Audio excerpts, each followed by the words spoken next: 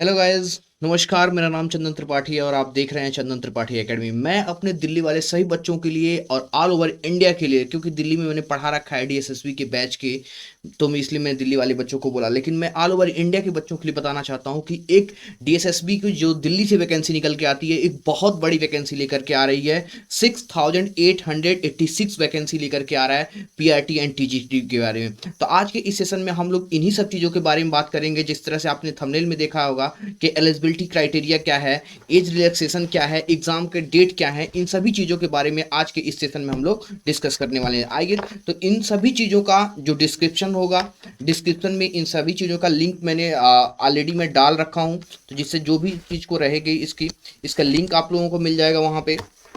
और इसी के साथ साथ आप एक एक चीज़ों का पूर्णतः मैंने भी कोशिश किया है कि जितनी भी चीज़ें आज की इस वीडियो में बता सकूं, मैं पूरी तरीके से फुल इंफॉर्मेशन देने की कोशिश की है मैंने।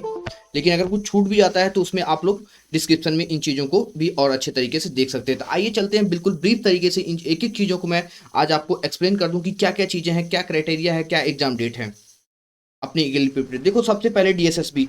तो डीएसएसबी के बारे में जानते हैं। तो डीएसएसबी के बारे में मैं हमारे बहुत सारे ऐसे बच्चे हैं जो जानते हैं, जिन्हें मैंने और एक सेकंड रुक जाना आप। हाँ, अभी पेन टैप कनेक्ट हो चुका है। तो हाँ, ठीक है। देखो, डीएसएसबी के बारे में मैं बता दूं तो सबसे पहले डीएसएसबी डी ट्रिपल एस और ये बी एक ऐसे प्लेटफॉर्म है जिस तरह से केबीएस वगैरह के लिए होते हैं, जिस तरह से सेंट्रल गवर्नमेंट से जॉब निकलते हैं, उसी तरीके से डीएसएसबी एक है जो दिल्ली के लिए टीचर के लिए वैकेंसी निकालती है। ठीक है, इसमें देखो जो वैकेंसी आई है टोटल, आपकी वैकेंसी आई है किसकी किसके बारे में, पीआरटी के लिए एंड टीजीटी के लिए आया है। टीजीटी, तो इनके बारे में पीआरटी जो होता है आपका, ये 1 to 5th and 6 to 10th के लिए होता है। और उसके बाद से अगर टीजीटी की बात करें तो ये आपका 10th लेवल की बच्चों के लिए वैकेंसी है। ठीक है, अगर इसमें टोटल पोस्ट की हम लोग बात कर लें तो टोटल पोस्ट की अगर बात करते हैं तो देखो 6,886, मतलब 6,886 टोटल इसके पोस्ट हैं। ठीक है, अब बात कर लेते हैं इसके एग्जाम पैटर्न की। ठीक है, अगर एग्जाम पैटर्न की बात करें हम लोग तो देखो एग्जाम पैटर्न क्या होगा, इसके बारे में हम लोग डिस्कस करेंगे आज की इस वीडियो में। क्या है एलिजिबिलिटी क्राइटेरिया, इसके बारे में हम लोग डिस्कस करेंगे। तो देखो, सबसे पहले स्टार्ट करते हैं हम लोग यहाँ से डीएसएसबी के बारे में। तो देखो, डीएसएसबी के बारे में जो है, ये दिल्ली की टीचर की जॉब है। ये बात तो मैंने आपको पहले भी बता दिया था। ठीक, उसके बाद से अब इसमें पोस्ट को हम लोग देख लेते हैं कि कितने कितने पोस्ट किस में निकल के आए हैं। तो देखिए, इसमें दो तरीके से वैकेंसी निकल के आई हुई है। एक टीजीटी की निकल के आई है और एक किसकी निकल के आई है, पीआरटी के लिए निकल के आई है। तो देखो, टीजीटी की में जो वैकेंसी निकल के आई है वो टोटल 6,336 है। और उसके बाद पीआरटी की बात करें तो पीआरटी जो होता है हमारा प्राइमरी लेवल का होता है, तो इसमें 554 वैकेंसी है। तो टोटल टीजीटी के लिए आपको 6,336 है और पीआरटी के लिए है 554 वैकेंसी इसमें टोटल निकल के आई है। ठीक है, इसके बाद से सबसे पहले ध्यान रख लेना, जिनके पास सीटेट वगैरह है वो लोग तो कमर कस लें, क्योंकि वो सभी लोग इसमें एलिजिबल रहेंगे पेपर को देने के लिए। देखो, जॉब की लोकेशन की बात करें तो इसमें जॉब के जो लोकेशन रहेगा ये सिर्फ आपको दिल्ली में ही जॉब करने को मिलेगा। अब चलते हैं अपनी अगली स्लाइड को देख लेते हैं।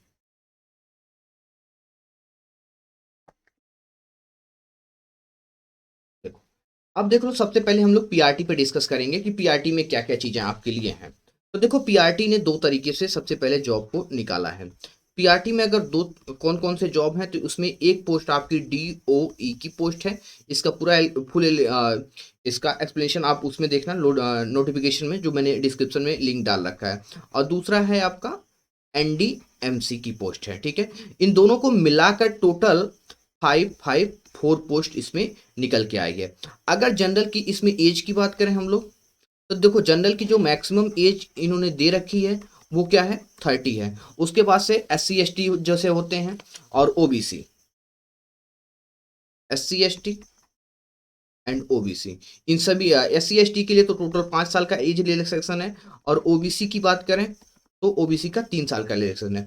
अब सबसे पहले बहुत सारे बच्चों के ऐसी क्वायरीज होगी कि कौन कौन से लोग ओबीसी के क्राइटेरिया में आएंगे। तो सबसे पहले मैं बता दूं कि जितने लोग 1993 से दिल्ली में रह रहे हैं वही लोग ओबीसी के क्राइटेरिया में आएंगे, बाकी दूसरे कोई लोग ओबीसी के क्राइटेरिया में नहीं आएंगे। उसके बाद से पीडब्ल्यूडी का अपना नोटिफिकेशन में है, ठीक है, इसको देख लेना। अप्लाई करने की डेट की बात करें तो देखो अप्लाई करने की जो डेट दे रखी है वो है 25 मई से अप्लाई करने का आपको डेट दे रखा है। और कब तक है आपका, ये 24 जून तक इस चीज को आप अप्लाई कर सकते हैं। तो ये है स्टार्टिंग का डेट और एंड का डेट, इन दोनों चीजों के बारे में मैंने आपको बता दिया है, ठीक है। अब देख लो इसमें दो तरीका, दो पेपर होगा, एक कॉमन पेपर रहेगा और दो पेज के पेपर रहेंगे, ठीक है। दो पेज का पेपर होगा, एक तो कॉमन पेपर रहेगा, दोनों पेपर 200 नंबर के रहेंगे आपके, ठीक है, जिसमें 5 5 सब्जेक्ट के पेपर रहेंगे। अब बात कर लें तो देखो सबसे पहले किस कौन कौन से लोग अप्लाई कर सकते हैं। तो देखो अप्लाई करने की बात करें तो इसमें सबसे पहले देखो कौन कौन लोग इसकी क्वालिफिकेशन को लोग करते हैं। तो देखो क्वालिफिकेशन में सबसे पहले इस बात को ध्यान रखना, प्राइमरी की अगर बात करें तो प्राइमरी में आप आएंगे तो इसके लिए आपको डिप्लोमा होना चाहिए। डिप्लोमा एटलीस्ट 2 ईयर का होना चाहिए। डिप्लोमा इन द सेंस आपको डीएलएड के बारे में है, जो बीटीसी है इनके लिए है, ठीक है। तो इसमें सिर्फ यही लोग निकल के आएंगे, बीएड के लोग बिल्कुल इसमें नहीं आएंगे। पूरे तरीके से इसमें नोटिफिकेशन में से दे रखा है कि बीएड के लोग बिल्कुल नहीं आएंगे। अच्छा देखो, और दूसरी चीज ये है कि इसमें दिल्ली में एक पोस्ट तैयारी कराई जाती है, डिप्लोमा कराई जाती है बीएलएड। बीएलएड के लोग इसमें इस फॉर्म को यहाँ से फॉर्म भर सकते हैं, सिर्फ बीएड के लोग इसमें नहीं आएंगे। सीटेट इसके लिए मस्ट होगा, मतलब अगर आप सीटेट पास हैं तभी आप पीआरटी वाले में, प्राइमरी वाले में आप आ सकते हैं, ठीक है। तो इतनी बात आपके लिए है। अच्छा दूसरी एक चीज मैं ये भी बता दूं कि अगर किसी को ये लगता है किसी की जैसे बीटीसी कोई कर रहा है, उसका रिजल्ट अगर आ गया है, ठीक है, तब तो वो फॉर्म अप्लाई कर सकता है। लेकिन अगर इनकेस रिजल्ट नहीं आया है, उनका रिजल्ट अभी अपेयरिंग में है, तो अपेयरिंग के लोग उनको वो नहीं डाल सकते हैं। इस बात को आप यहाँ पे ध्यान रख लेना, अच्छे से दिमाग में नोट कर लेना अपने। अब अगली स्लाइड पे देख लो और भी क्या क्या चीजें इसमें इंपॉर्टेंट है।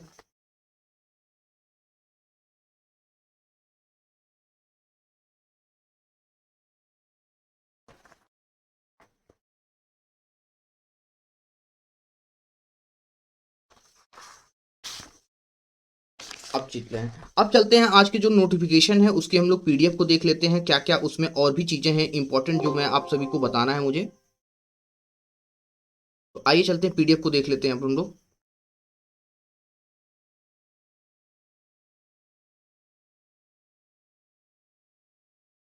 देखिए ये है टोटल, यहाँ से नोटिस आप लोग देख रहे होंगे कि ये इसका ओरिजिनल पीडीएफ है। तो यहाँ पे आप लोग डेट के बारे में देख लीजिए, ये डेट दे रखा है। तो देखो ये 25 ओपनिंग का जो डेट दे रखा है 25 मई से दे रखा है और 24 जून 2021 से दे रखा है। अब इसमें एक एक पोस्ट के लिए आप लोग देख लीजिए। डायरेक्टर का जो इनके ग्रेड पी है ये ग्रुप बी में आएंगे, इनका जो ग्रेड पे होता है ये 4600 है। अब इसमें सभी की वैकेंसी दे रखी है, ईडब्ल्यूएस की वैकेंसी है, अनरिजर्व की है, ओबीसी की है, इस तरीके से सभी की यहाँ पे एक एक चीज़ों की वैकेंसी दे रखी है। तो इसमें आप लोगों को यही देखना है कि आप किस चीज़ के लिए पोस्ट के लिए एलिजिबल हैं, ठीक है। तो इसी तरीके से एक एक चीज़ों को है, मैं आगे और भी चीज़ों को आप लोगों को इसमें नोटिस करके दिखा दूं कि क्या क्या चीज़ें और भी इंपॉर्टेंट है। बहुत ज़्यादा नोटिफिकेशन है, एक एक चीज़ों को बहुत ही बारीकियों से आप लोग यहाँ पे ध्यान रखिएगा। देखो पीआरटी के बारे में जो मैंने बताया था यहाँ पे देख लिए 551 पोस्ट है इसमें, ठीक है। और उसके बाद से ये सारी चीज़ें हैं इसमें 551 है, इसमें ईडब्ल्यूएस के 26 हैं, अनरिजर्व के 310 हैं और ओबीसी के जो है ये 91 है। और इसी तरह से आपके सभी लोगों के दे रखे हैं। बीए ऑनर्स के लिए देखो यहाँ पे जो एसेंशियल क्वालिफिकेशन है बीए तो होना चाहिए, 45% मार्क तो देखो आपके पास एटलीस्ट होना ही चाहिए। इसके बारे में ये सारी चीज़ें आप लोग इसमें बहुत बारीकियों से जिस पोस्ट के लिए आप लोग अप्लाई करेंगे उस पोस्ट के लिए बिल्कुल देख लेंगे। अब इसमें देखो पे स्केल के बारे में बता दूं तो ये 9300 से 34,800 तक पे स्केल रहेगा। ग्रेड पे इसमें 4600 ग्रेड पे और बी लेवल की ये जॉब है, ठीक है। तो इसके लिए भी आप लोग यहाँ से इन चीज़ों को देख लेना, ठीक है। अब हम लोग चलते हैं थोड़ी सी एज रिलैक्सेशन के बारे में हम देखना चाहते हैं, चलते हैं अपने अगले पीपीटी पे, वहाँ पे एज रिलैक्सेशन के बारे में भी होगा।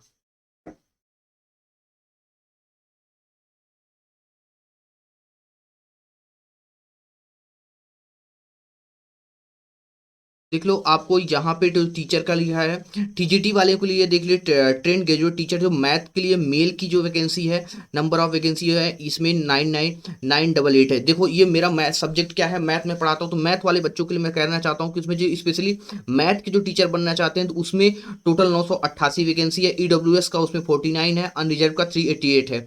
तो इस तरीके से आपके लिए है, इसमें इंग्लिश, मैथमेटिक्स, नेचुरल साइंस, इन सभी चीज़ों का रहेगा आपका। ठीक है, क्वालिफिकेशन का है, ये सारी चीज़ों को बहुत ही बारीकियों से आप लोग देख लेना। फुल नोटिफिकेशन का जो है इसका पूरा मैंने इसमें डिस्क्रिप्शन के लिंक में यहाँ पे मैं डाल दूंगा इन चीज़ों को, एक एक चीज़ों को बारीकियों से देखना आप, सीटेट वगैरह। ठीक है,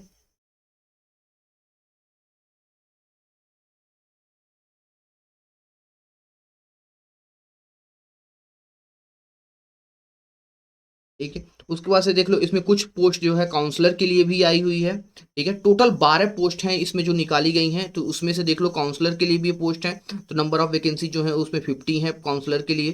तो इन सभी इसके लिए देख लो बैचलर डिग्री होना चाहिए आपको साइकोलॉजी के लिए, applied psychology, post graduate diploma होना चाहिए counselling psychology and 1 year experience working होना चाहिए क्लिनिकल साइकोलॉजिस्ट में। तो ये सारी चीज़ें हैं आपके लिए इसमें जो काउंसलर की पोस्ट है। देख लो असिस्टेंट टीचर के लिए जो पोस्ट है इसमें भी इस बात को ध्यान रखना है, इसमें जो टोटल पोस्ट निकल के आई है ये 434 पोस्ट है। ये सारी चीज़ें आपके पास क्वालिफिकेशन में है, तो इन सभी चीज़ों को बड़े आराम से इन चीज़ों को लोगों को देखना आप लोग।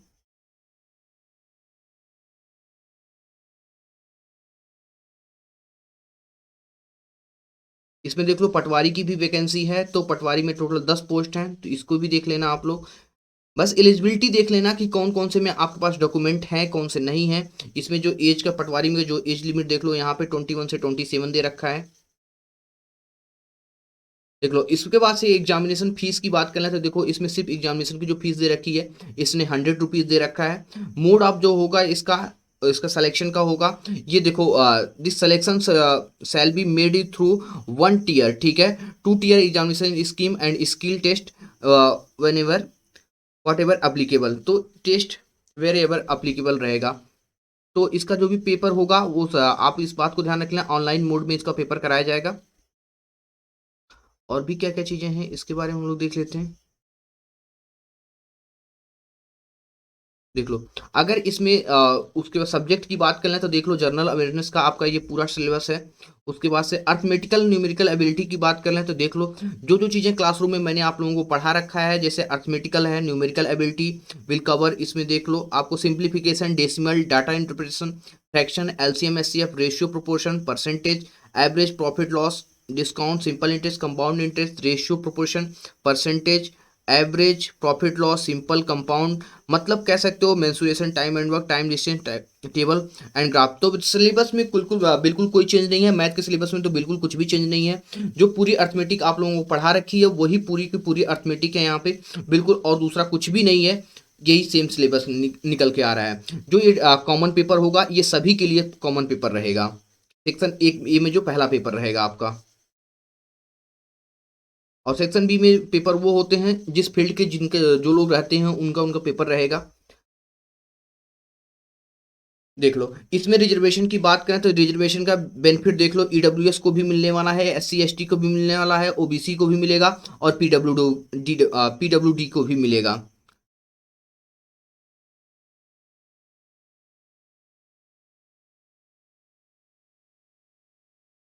और इन सब सारी नोटिफिकेशन को आप लोग बड़े बारीकियों से थोड़ा सा देख लेना। अब देख लो यहाँ से एक पॉइंट ध्यान रख लेना कि एज का जो रिलैक्सेशन होगा वो एस सी एस टी वालों के लिए 5 साल का रहेगा, ओबीसी के लिए 3 साल का रहेगा, पीडब्ल्यूडी वालों के लिए 10 साल का रहेगा। PWD plus S C S T हैं तो उन्हें 15 साल का रिलैक्सेशन से मिलेगा, पीडब्ल्यूडी प्लस ओबीसी हैं तो उन्हें 13 साल का रिलैक्सेशन मिलेगा। तो ये सारी चीज़ें रिलैक्सेशन है, और बाकी इन सभी डिस्क्रिप्शन को, इन चीज़ों को थोड़ा सा और भी अच्छे तरीके से आप लोग ध्यान से इन्हें देख लेना। ये सारी जनरल इंस्ट्रक्शन है फॉर्म को फिल करने के लिए, तो इन चीज़ों को आप लोग अच्छे से कंप्लीट करना।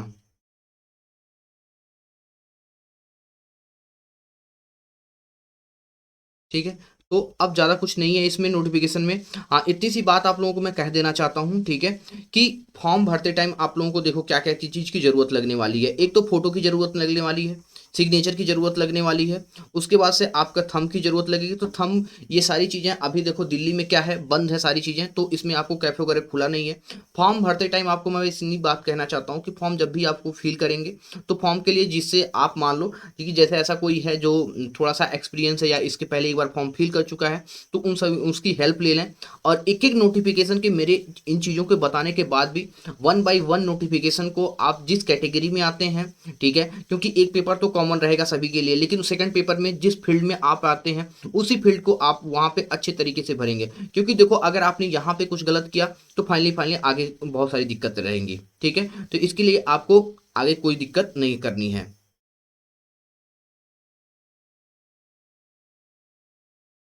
तो आज के इस वीडियो में बस इतना ही। इस नोटिफिकेशन का इसका पूरा लिंक मैं आपको डिस्क्रिप्शन में दे दूंगा। तो अगर ये वीडियो पसंद आ रहा है तो आप लोगों को अपने सभी दोस्तों के साथ, जितने भी लोग हैं सभी लोगों के साथ इस वीडियो को शेयर कीजिए, जिससे सभी बच्चों को बताइए और उसके देखिए। सबसे बड़ी बात बस इतनी सी कह देना चाहता हूँ कि देखो ये इतनी बड़ी वैकेंसी निकल के आई है कि जिससे आप लोग अपने आप को प्रूव करो यहाँ पे आके। क्योंकि देखो इस कोरोना काल में पेपर तो देखो, अगर वैकेंसी आई है तो पेपर तो होना ही होना है। तो आके आप अपनी मेहनत के साथ इन्हें प्रूव करो और बताओ कि ये वैकेंसी में आपकी एक सीट है कि नहीं है, ठीक है। तो मेहनत करेंगे तो सीट तो देखो फिक्स है, मिलेगी। तो बहुत ही जल्द मैं और भी चीज़ों को लेकर आ रहा हूँ अपने चैनल पे मैं आप लोगों के लिए। तब तक के लिए अपना ख्याल रखें। Okay, bye bye, take care.